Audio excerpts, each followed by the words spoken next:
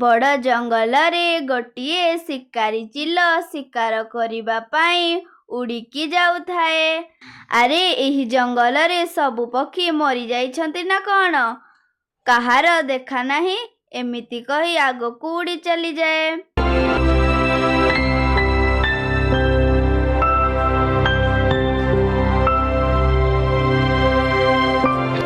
ଏପଟେ ମେନା ଚଢ଼େଇ ତାର ପୁଅ ସହିତ ତାଙ୍କ ବସାରେ ବସିଥାନ୍ତି।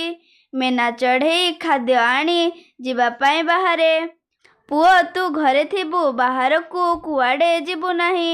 ବାହାରେ ବହୁତ ଶିକାରୀ ପକ୍ଷୀମାନେ ବୁଲୁଛନ୍ତି। ମୁଁ ଖାଦ୍ୟ ଧରିକି ଆସିଲେ ଆମେ ସାଙ୍ଗ ହୋଇକି ଖାଦ୍ୟ ଖାଇବା ଆଉ ସାଙ୍ଗ ହୋଇକି ବୁଲିବାକୁ ଯିବା। ମା, ତମେ କେମିତି ବାହାରକୁ ଖାଦ୍ୟ ପାଇଁ ଯିବ? ଯଦି ଶିକାରୀ ପକ୍ଷୀ ତମକୁ ମାରିଦେବ ତାହେଲେ ମୁଁ କ'ଣ କରିବି? ଆରେ ପୁଅ, ତୁ ଜମାରୁ ଚିନ୍ତା କର ନାହିଁ। ମୁଁ ଶିକାରୀ ପକ୍ଷୀମାନଙ୍କୁ ଚକମା ଦେଇ ଚାଲି ଆସିବା ଜାଣିଛି। ତୁ ଥା, ମୁଁ ଯାଉଛି, କିଛି ଖାଦ୍ୟ ଧରିକି ଆସିବି। ଏମିତି କହି ମେନା ଚଢ଼େଇ ବାହାରକୁ ଯିବା ପାଇଁ ବାହାରୁଥାଏ। ହଠାତ୍ ଗୋଟିଏ ଶିକାରୀ ଚିଲ ଗୋଟିଏ ଗୁଣ୍ଡୁଚିକୁ ଆଣି ମେନା ଚଢ଼େଇର ବସା ପାଖରେ ଥିବା ଗୋଟିଏ ଗଛରେ ବସି ଖାଇଲା। ମେନା ଚଢ଼େଇ ଆଉ ତାର ପୁଅ ଝରକା ପଟେ ଦେଖୁଥାନ୍ତି।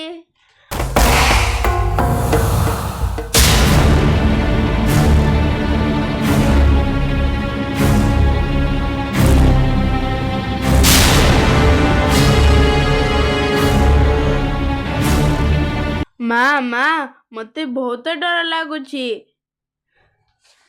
ମେନା ଚଢ଼େଇ କୁହେ, ଆରେ ପୁଅ, ତୁ ପାଟି କର ନାହିଁ, ନହେଲେ ଚିଲ ଶୁଣିଦେବ ଆଉ ଏଠାକୁ ଆସି ଆମକୁ ଖାଇବ। ମା ପୁଅ ପାଟି ନ କରିକି ଚୁପଚାପ ଘର ଭିତରେ ରହି ଦେଖନ୍ତି।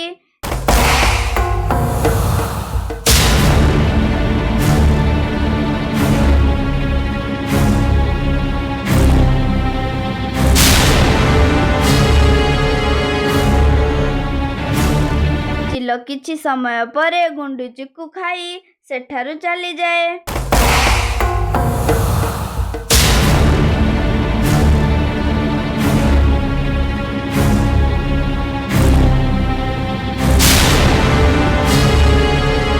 ମେନା ଚଢ଼େଇ ବାହାରକୁ ଖାଦ୍ୟ ପାଇଁ ଗଲାବେଳେ ତାର ପୁଅ କୁହେ, ମା, ତମେ ଖାଦ୍ୟ ପାଇଁ ଯାଅ ନାହିଁ, ବାହାରେ ଶିକାରୀ ପକ୍ଷୀମାନେ ଅଛନ୍ତି। ମେନା ଚଢ଼େଇ କୁହେ, ଆରେ ପୁଅ, ମୁଁ ଖାଦ୍ୟ ନ ଆଣିଲେ ଆମେ କ'ଣ ଖାଇବା? ତୁ ଚିନ୍ତା କରନି, ମୁଁ ଏଇ ଗଲି ଆଉ ଏଇ ଖାଦ୍ୟ ଧରି ଚାଲି ଆସିଲି। ତୁ ବାହାରକୁ ଯିବୁ ନାହିଁ। ଏମିତି କହି ମେନା ଚଢ଼େଇ ଖାଦ୍ୟ ପାଇଁ ଜଙ୍ଗଲକୁ ଚାଲିଯାଏ।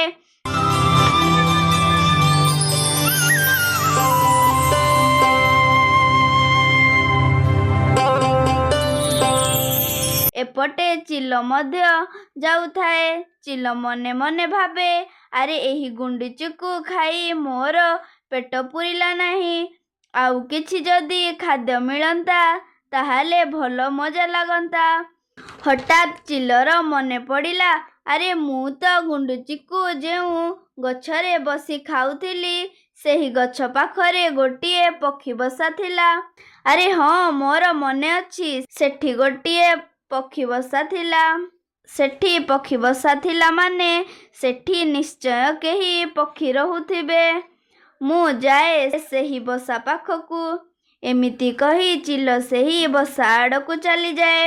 ମେନା ଚଢ଼େଇର ପୁଅ ସେହି ବସାରେ ଥାଏ ଆଉ ଝରକାରେ ବସି ତାର ମାକୁ ଚାହିଁଥାଏ।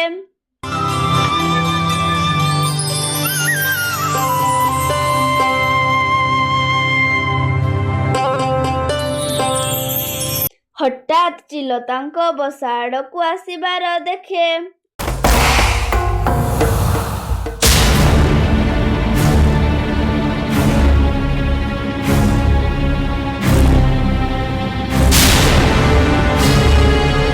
ଆରେ ବାପରେ, ଚିଲ ଆମ ଘର ଆଡ଼କୁ ମାଡ଼ି ଆସୁଛି।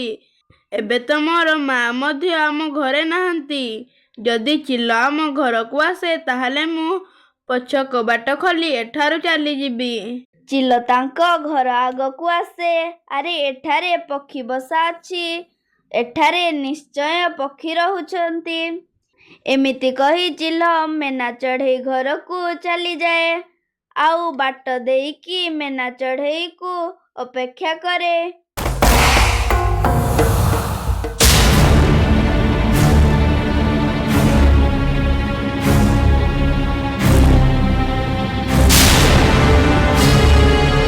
ମୁଁ ତାରି ଘରେ ଲୁଚିକି ବସିଥିବି, ଆଉ ପକ୍ଷୀଟି ଆସିବା ମାତ୍ରେ ମୁଁ ତାକୁ ଖାଇଦେବି। ଏମିତି କହି ତାର ଝରକାରେ ଦେଖୁଥାଏ। ମେନା ଚଢ଼େଇର ପୁଅ ପଛ କବାଟ ଖୋଲି ଚାଲିଯାଏ।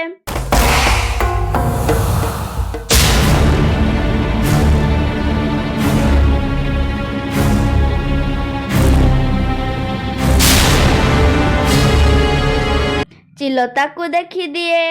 ଆରେ ତା ମାନେ ଏଠାରେ ଗୋଟିଏ ପକ୍ଷୀ ଥିଲା, ଆଉ ସିଏ ମତେ ଦେଖି ସାରିଥିଲା।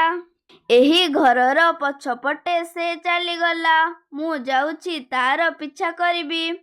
ଏମିତି କହି ଚିଲ ତାର ପିଛା କଲା, ହେଲେ ମେନା ଚଢ଼େଇର ପୁଅକୁ ପାଇଲା ନାହିଁ। ମେନା ଚଢ଼େଇ ଖାଦ୍ୟ ଧରି ତାର ଘରକୁ ଫେରୁଥାଏ। ବାଟରେ ପାଣି ପାଣି ବୋଲି ଜଣେ ଚିତ୍କାର କରୁଥାଏ। ମେନା ଚଢ଼େଇ ଏପଟ ସେପଟ ଦେଖୁଥାଏ, କିଏ ପାଣି ମାଗୁଛି ବୋଲି। ମେନା ଚଢ଼େଇ ଯାଇ ଗୋଟିଏ ଗଛ ଉପରେ ବସେ।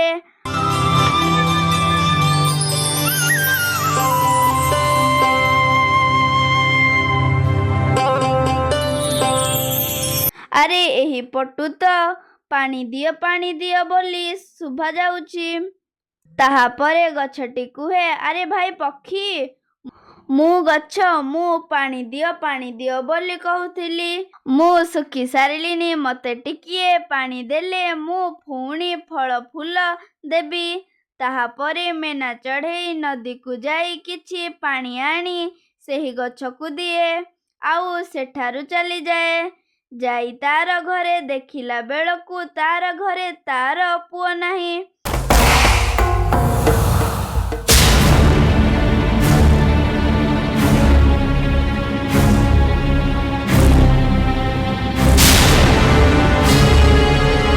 ଆରେ ମୋର ପୁଅ କୁଆଡ଼େ ଗଲା?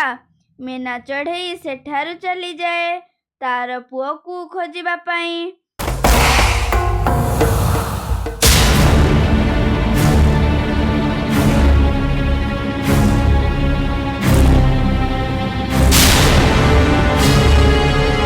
ମେନା ଚଢ଼େଇର ପୁଅ ଯାଇ ବୁଲବୁଲି ମାଉସୀ ଘରେ ଲୁଚିକି ଥାଏ। ମେନା ଚଢ଼େଇ ସେହି ବାଟ ଦେଇ ଗଲାବେଳେ ବୁଲବୁଲି ମାଉସୀ ମେନା ଚଢ଼େଇକୁ ଡାକେ।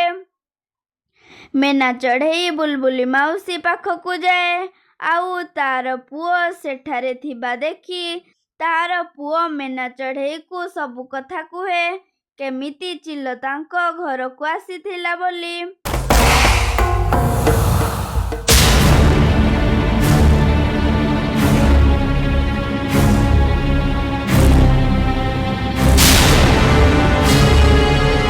ଆଉ ବୁଲବୁଲି ମାଉସୀ ତାର ଘରେ ତାକୁ ଲୁଚାଇ ଦେଲେ କେମିତି।